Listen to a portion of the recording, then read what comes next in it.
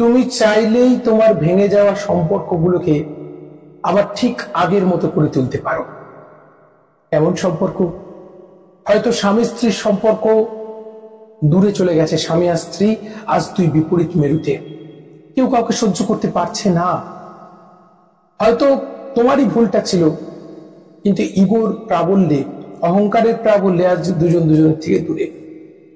প্রেমিক প্রেমিকা, বহুদিনের প্রেম ভালোবাসা, তারপরেও একে অপরের সঙ্গে আজকে ডিটাচ। পাশের বাড়ি প্রতিবেশীর সঙ্গে খুব ভালো সম্পর্ক ছিল, সামান্য একটা কথা কাটাকাটি থেকে আজকে সম্পর্কটা তিক্ততা। ভাই ভাই দূরত্ব তৈরি হয়ে গেছে, যায় যায় দূরত্ব তৈরি হয়ে গেছে।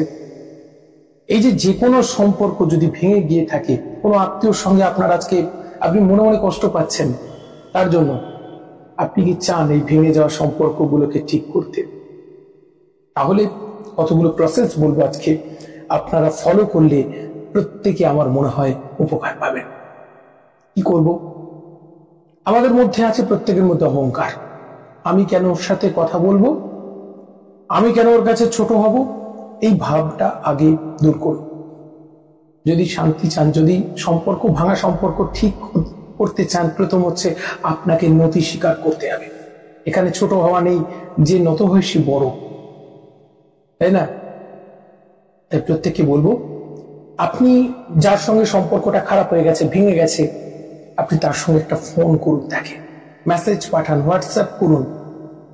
কি লেখা থাকবে তাতে, আর কি জিজ্ঞাসা করবে?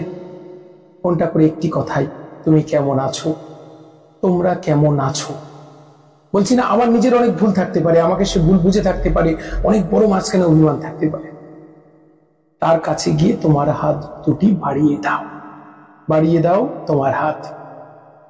এটা করার পর না দুটো ঘটনা ঘটবে। এক হচ্ছে সে রাগে আপনার ফোনটা কেটে দেবে, দ্বিতীয় হচ্ছে অভিমান দেখাবে। এগুলো মনে রাখবে সব অভিমান, তার মধ্যে যে ক্ষোভটা জমে আছে। অনেক সময় কোনো তৃতীয় ব্যক্তির মন্ত্রণা থাকে যা দুজনের সম্পর্ক ভেঙে দেয়।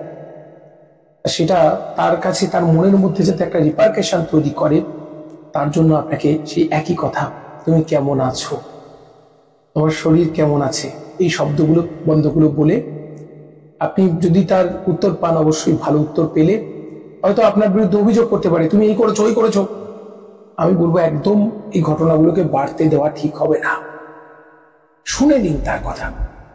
আমি বাস্তব একটা কথা বলি, স্বামী স্ত্রীর ডিভোর্স হয়ে যাবে এরকম একটা ব্যাপার, কোর্টে কেস চলছে।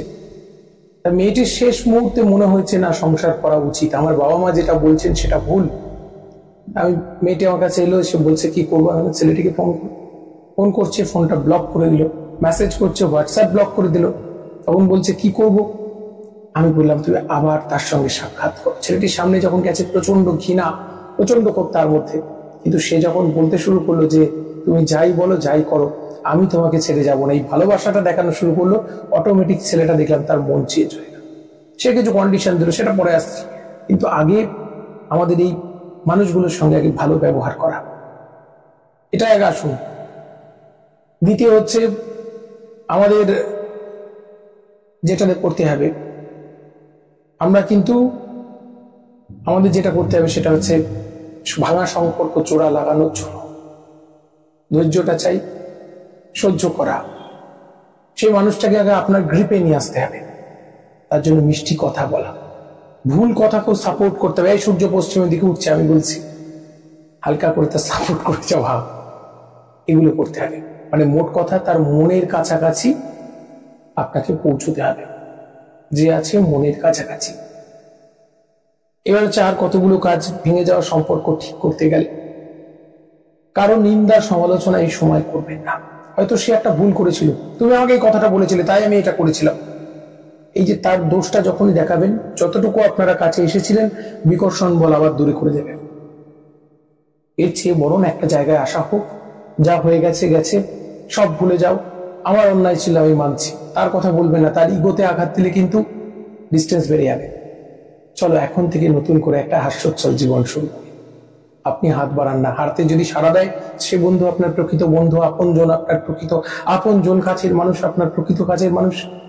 আর যদি এতে সে সাড়া না দেয়, যদি তোর ডাক শুনে কেউ না আসে, একলা চলবে। তবে চেষ্টা, আজকে এই ইগোর জন্য সম্পর্কগুলো বড্ড ভেঙে যাচ্ছে, অনলি ইগো। তাই ইগোকে আসুন আমরা ডিস্ট্রয় করি। ভালো থাকুন। পরবর্তী পর্বে আলোচনা হচ্ছে। সঙ্গে থাকুন, স্বস্তি বার্তার সঙ্গে থাকুন। অনেক অনেক ভালো থাকুন।